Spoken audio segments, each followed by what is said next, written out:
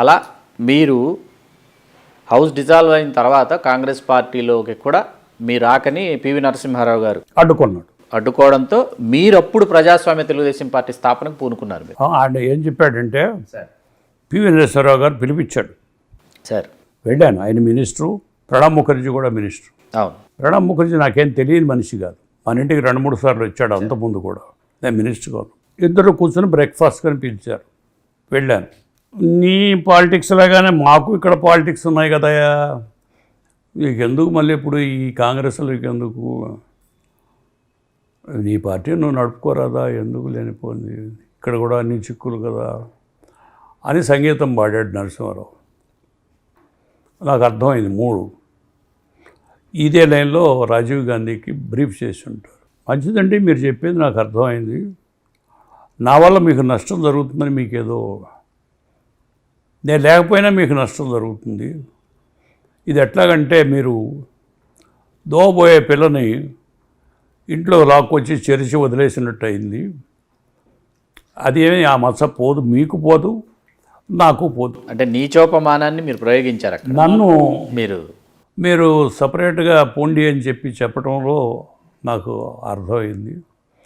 కనుక నాకు ఇంకా వేరే చెప్పవసరం లేదు, నేను రాజీవ్ గాంధీని చూసి వెళ్ళిపోతాను. రాజీవ్ గాంధీకి చెప్పాం కలవండి అన్నారు. నేను రాజీవ్ ఇంటికి పోయేటప్పటికి రాజు రెడీగా ఉన్నాడు. సరే వెళ్ళి కలిసి, భాస్కర్జీ బాగా తిట్టు, నన్ను ఉపన్యాసాలు బాగా తిట్టు, నీ పార్టీ నువ్వు పెట్టుకో, కంటిన్యూ చేయి, బాగా తిట్టు నన్ను, నేనేమనుకోను. మరి అందరూ ఒపీనియను కలవకూడదని ఉంది. కలిసినా కలవకపోయినా ఒకసారి చెడిపోయినాక అంతా చెడిపోయినట్టే. ఇప్పుడు దాన్ని ఏం మళ్ళీ బాగు చేసే పరిస్థితి లేదు కదా. మనం విడిపోయి ఉన్నా ఒకటిగానే అనుకుంటారు, ఒకటిగా ఉన్నా ఒకటిగానే అనుకుంటారు. కనుక ఎనీహౌ మీ ఒపీనియన్ అది కదా, థ్యాంక్ యూ వెరీ మచ్ అని చెప్పి అప్పుడే వచ్చేసి అప్పుడు పార్టీ ప్రజాస్వామ్య తెలుగుదేశం. దీనికి ఎవరు కారకుడు అంటే నరసింహారావు. ఈ లాస్ట్ రామారావు చీఫ్ మినిస్టర్ అవడానికి కానీ, నేను మళ్ళీ అక్కడ కాంగ్రెస్లో రాకుండా ఉండటానికి కానీ, వీటన్నిటికీ పివి నరసింహారావు. అప్పుడు తిరస్కరించిన ప్రజలు, 85 ఎన్నికల్లో తిరస్కరించిన ప్రజలు తిరిగి మిమ్మల్ని తెనాలి నియోజకవర్గం నుంచి 1989లో చాలా భారీ ఆధిక్యతతో మిమ్మల్ని 18,000 మెజార్టీతో గెలిపించారు. 18,000 ఆధిక్యతతో గెలిపించారు. కనుక ప్రజల్లో లేదు. ఇదంతా పత్రికలు వాళ్ళు సృష్టించింది. ఓహో. కేవలం ఈనాడు పేపర్ రాసిన, ప్రజల్లో లేదు. అంతేకాదు నా జిల్లాలో ఖమ్మం వెళ్ళి ఎంపీగా నుంచుంటే గెలిపించారు. అయినా మీరు తర్వాత సికింద్రాబాద్కు వచ్చి ఓడిపోయినా 4,18,000 ఓట్లు వచ్చాయి సికింద్రాబాద్లో మీకు. నేను ఖమ్మంలో తిరుగుతున్నప్పుడు ఒక రైతు ఒక మీటింగ్లో మీరు వెన్నుపోటు పొడిచారని చెప్తున్నారు ఇక్కడ అని అన్నాడు. అరే మంచి మాట అడిగావు, చెప్తాను. మీ ఊళ్ళో అన్నదమ్ములిద్దరికీ తగు వచ్చింది చేను దగ్గర. అన్న గట్టు మీద నుంచి కిందకు తోసాడు తమ్ముడిని. మరి తమ్ముడు మళ్ళీ అన్నం తొయ్యాలి కదా, తొయ్యిపోతే నువ్వేమంటావు? సినిమా వాడిని బయటికి వస్తే నువ్వు రాజకీయ నాయకుడు వాడిని ఏం చేయలేకపోయావు నువ్వు అంటావు కదా రేపు. వాడు తాగి ఉన్నాడు, తాడెత్తును లేచి అంతెత్తున ఎగిరి కింద పడ్డాడు. అళ్ళే ఉత్సాహం అలా వచ్చింది. భలే చెప్పావు. నేను చేసిన తప్పేమిటిరా చెప్పను. నన్ను వాడు తోసేసినప్పుడు నేను వాడిని నన్ను రక్షించుకోవాలి కదా. కనుక నేను చేసింది అదే, ఆ ప్రయత్నమే చేశాను. పేపర్ వాడు ఏదో రాస్తే పేపర్ వాళ్ళు ఏదో రాస్తారు, వాళ్ళు అమ్ముకోవడానికి వాళ్ళు ఏదో రాస్తారు అని అంటే ఎగ్రీడ్ చప్పట కొట్టారు. ఎంతో విశేషంగా బయటకు వచ్చి కమ్యూనిస్టులు డెన్ అది. అవును, కమ్యూనిస్టుల కోట, కంచుకోట. మూడు పార్టీల మీద గెలిచారు. అవును, సిపిఐ, సిపిఎం, టీడీపీ వీటి మీద కమ్యూనిస్టులు వాళ్ళ మీద కాంగ్రెస్ అభ్యర్థిగా మీరు జయపతాక ఎగరవేయడం ఖమ్మంలో అంటే సాధారణమైన విషయం. అందులో వెంకయ్య నాయుడు గారు నా మీద మహాకక్షతో ఒక ట్రైబల్ మ్యాన్ని అక్కడ నుంచోబెట్టాడు. ట్రైబల్ ఓట్స్ చీలిపోవాలని వెంకటరావు గారితో మాట్లాడి ట్రైబల్ క్యాండిడేట్ని పెట్టారు. 1,00,000 ఓట్లు పోతే ఓడిపోతాడని. అయినా కూడా జనం అంతా నామినేషన్కి 1,00,000 జనం వచ్చారండి. నామినేషన్ రోజు నామినేషన్ బా 1,00,000 వచ్చారు. అంతగా ప్రేమించారు పేపర్లు జనం. కనుక నేను పీపుల్ని ఏమీ అనలేను. 89 ఎన్నికలు తెనాలి కానీ ఆ తర్వాత ఖమ్మం లోక్సభ ఎన్నికలు కానీ మీరు అప్రతిహతంగా గెలిచినటువంటి కనుక దశ. నన్ను అవును, ఏ విధంగా చూడమంటారు ఈ విషయాన్ని? ప్రజల్లో లేదు వ్యతిరేకత, ఇదంతా పత్రికల పత్రికల వాళ్ళ సృష్టి, a section of the press. Section of the press. Sir, ఇక్కడ మీరు రామారావు గారితో కలిసి ప్రయాణం చేస్తున్న సమయంలో 2 సంఘటనలు జరిగినాయి సార్. ఒకటి, సాక్షాత్తు మీరు రామారావు గారు వారు ముఖ్యమంత్రిగా మీరు మంత్రివర్యులుగా ఉన్నటువంటి సభలో మల్లెల బాబ్జీ అనే ఒక యువకుడు రామారావు గారి మీద చేసినటువంటి హత్యాయత్నం, ఆ తర్వాత మల్లెల బాబ్జీ ఒక లాడ్జిలో హతుడై కనిపించడం, ఏంటి సార్ అసలు ఈ కథ? లాడ్జిగా కాదా? దీనికి రంగారావు ఎమ్మెల్యే, రంగడు అంటారు కదా బెజవాడు, వంగవీటి మోహన్ గారు. వంగవీటి మోహన్ రంగ సార్, అతను ఎమ్మెల్యే. ఏమైందంటే మల్లెల బాబ్జీ అనే అతను ఉద్యోగం కోసం తిరుగుతున్నాడు. ఏం తర్వాత తెలుసుకున్నాను, నాకు తెలియదు. ఇతను గుంటూరు హరిజన పిల్లగాడు. ఉద్యోగం కోసం తిరుగుతుంటే అక్కడ దొరకకపోతే చంద్రబాబుకి ఎవరో తీసుకెళ్ళి, నీకు 2-3 లక్షలు ఇస్తాం, నువ్వు చిన్న పని చేయాలని చెప్పి విజయరామారావు ఇతనే కలిసి ప్లాన్ వేసి, కె విజయరామారావు గారు కమిషనర్, మేము ఇయర్లీ సెలబ్రేషన్స్ ఫతే మైదాన్ క్లబ్లో పెట్టుకుంటే కూర్చున్నాం రామారావు నేను. ఎల్లా వెంకటేశ్వరరావు గారి మృదంగ విన్యాసం అని వింటూ ఉన్నారు మీరు. ఇద్దరం వింటూ ఉన్నాం, కూర్చున్నాం. బట్ అతనికి తెలుసు రామారావుకి. రామారావు గారికి తెలుసు కనుకనే ఆ నేలంతా తడిచిపోయింది. నన్ను పక్కన కూర్చున్నాడు, ఏంటి ఇతనికి బీపీయా ఏమిటి అంత చెమటతో తడిచిపోయింది అన్నాను. నేను దిండు మీద కూర్చున్నా, ఆయన కింద కూర్చున్నా.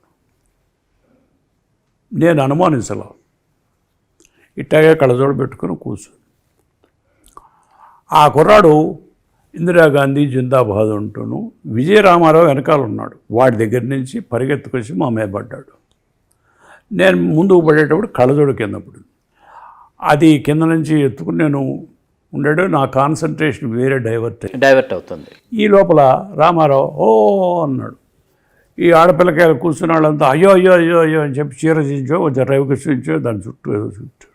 సరే ఏమిటో అది ఎవరో పొడి చేయటారు వచ్చారు, ప్రయత్నించారు, ఈయన అడ్డుకున్నారు అని బటన్ వేలు తెగింది ఏదో. సరే ఆయన కారు ఎక్కుతుంటే నేను కూడా ఎక్కబోయా. వద్దు బ్రదర్, నువ్వు ఇంటికి పో భోజనానికి అన్నాడు. లేదు రేపు పదని చెప్పి ఇద్దరు ఇంటికి పోయాం. ఇంటికి పోతే కిచెన్లో పోయి ఒక నిమ్మకాయ కోసి దీని చుట్టుకొచ్చాడు రామారావు గారు. చుట్టుకొచ్చి అందరూ ప్రసాదాలందరూ చూస్తారు. వాళ్ళంతా వెళ్ళిపోయింది న్యూస్. సరే నేను తీసుకుని ఆయన్ని హాస్పిటల్కి పోదాం నిమ్స్కెళ్ళి అతి కష్టం మీద వచ్చాడు.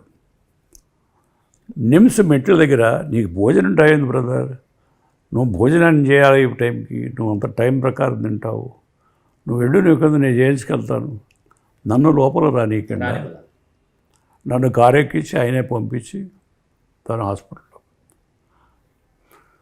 వాళ్ళంతా ప్రెస్ అంతా ఇది గోల. రంగారావు హౌస్లో చాలా అల్లరి చేస్తున్నాడు. ఎందుకు చేశాడు? మోహన్ రంగారావు గారు హౌస్లో శాసనసభలో ఎందుకు చేశాడు అంటే, ఈ మల్లెల బాబ్జీ అనే కుర్రాడు నాకు ఫోన్ చేశాడు. ఈ ఇన్సిడెంట్ అయినా ఎవడో ఉన్నాను, పలానా అయ్యా నిన్ను ఒకసారి చూస్తా, మా ఇంటి ముందు అంతా సిఐడీస్ ఉంటారు, పోలీసు ఉంటుంది కనుక నిన్ను లోపల రానివారు, ఏమిటి పని చెప్పమన్నా. లేదయ్యా నన్ను ఇటా కొట్టారయ్యా, బయట చూసుకో, ఇక్కడ నాకు సంబంధం లేదు అని ఫోన్ పెట్టేసి వాడిని కడుపులో తన్నారు. మల్లెల బాబు చంద్రబాబు వాళ్ళు 3 లక్షలు అడుగుతావా అని తన్ని పోలీసు వాడికి చెప్తే బెజవాడ తీసుకెళ్ళి చంపేయమన్నారు. బెజవాడ తీసుకెళ్ళి పోలీస్ స్టేషన్లో పెట్టారు. పోలీస్ స్టేషన్లో పెట్టేటప్పుడు వాడు ఏం చేశాడు, ఒక లెటర్ రాశాడు. ఇలా ఆ లెటర్ రంగడకు పంపించాడు. వంగవీటి మోహన్ రంగారావు గారికి వెళ్ళింది, పంపించాడు. ఆ లెటర్ పెట్టుకుని హౌస్లో నానా అల్లరి చేశాడు. ఏమి మేమే అలాంటి దుర్మార్గం చేస్తామో అని రామారావు అని చెప్పి కమిషన్ వేశారు, Sriramulu commission, justice Sriramulu commission. నన్ను ఎక్కడా పెట్టలా సాక్ష్యంగా కానీ అక్కడ. అవును, మీరు పక్కనే ఉన్నారు, చెంతనే ఉన్నారు, కానీ మిమ్మల్ని సాక్షిగా ఆయన ఆ మాట అన్నాడు. శ్రీరాములు గారు అన్నారు. పక్కన ఉన్న మనిషి ఎవరున్నారు ఆయన్ని పిలవండి. వాళ్ళు పిలవాల. ఆయనే డైరెక్ట్గా నాకు సమన్స్ పంపించాడు. శ్రీరాములు గారు ఈ కెన్ డూ ఇట్ కదా. పంపిస్తే వెళ్ళాను. ఏం జరిగింది తమను చెప్పండి. జరిగిందంతా A to Z పూసుకొచ్చినట్టు చెప్పా. ఆయన నేను చెప్తూ ఉంటే ఆయన లాయర్సు అయ్యో అంతా చెప్పేస్తున్నాడు కొంపారిపోయింది అని చెప్పుకుంటున్నారు. మీరు లాయర్స్, నేను కూడా లాయర్నయ్యా. అంతేగా, లాయర్నే కాదు సత్యవాదిని. నేను ఎప్పుడూ అబద్ధం ఆడినట్టు ఎవరు నన్ను ఆపాదించలేదు. కనుక అలా మాట్లాడుతూ మీ పిల్లల పని మీరు చేసుకోండి, నా డ్యూటీ నేను చేశాను అని అన్ని విషయాలు చెప్పి వచ్చి జడ్జిమెంట్ రాశాడు. It's all humbug, it's all cinematic show. ఎన్నెన్నో ఎపిథెట్స్ ఎన్ని పెట్టి రాశాడు. శ్రీరాములు గారు రామాన్ని పిలిచాడు. ఈయన రామారావు బతుకున్నాడు. ఏమి మిమ్మల్ని కమిషన్ వేసి డబ్బులు ఇస్తే మీరు మాకే గనెస్ట్గా రాస్తారా ఏమిది అని ఆ ఫైల్ దాచేసి ఆ ఫైల్ ఇంతవరకు బయటికి ఇప్పటివరకు బయట తీయలేదు ఆ file. That file did not see the day so far. Destroy చేశారా, తగలేశారా, కాల్ చేశారా ఏమీ తెలియదు. బయట ఒక్క మాట మాట్లాడు. సరే, ఇది మల్లెల బాబు తర్వాత ఆయన ఇది జరిగింది. ఇది జరిగినాక ఎట్లా జరిగింది కూడా మీకు చెప్తా.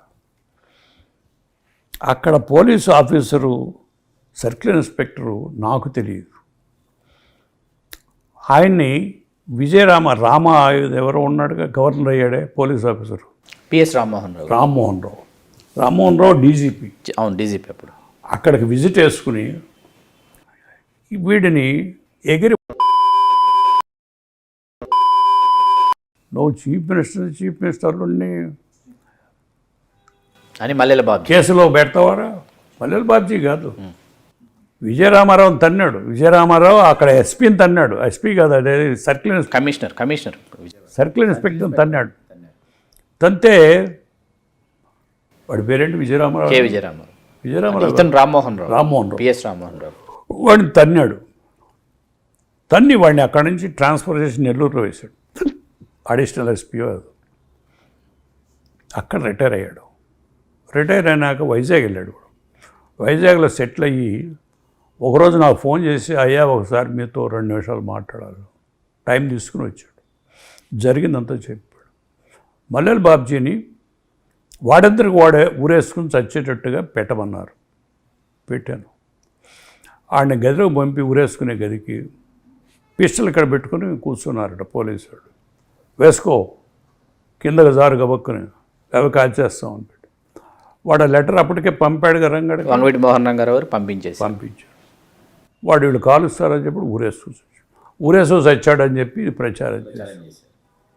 ఇది జరిగింది. తర్వాత వాడు ఉద్యోగం పోయింది. ఎస్పీ అడిషనల్ ఎస్పీగా ఉద్యోగం పోయింది. రిటైర్ అయిపోయి వైజాగ్లో ఉంటున్నాడు. నా దగ్గరికి వచ్చి ఇదంతా చెప్పాడు. లేకపోతే నాకేం తెలుసు. Please subscribe RTV Telugu. Subscribe to RTV. Please do subscribe to RTV. Hey guys, subscribe to RTV Telugu.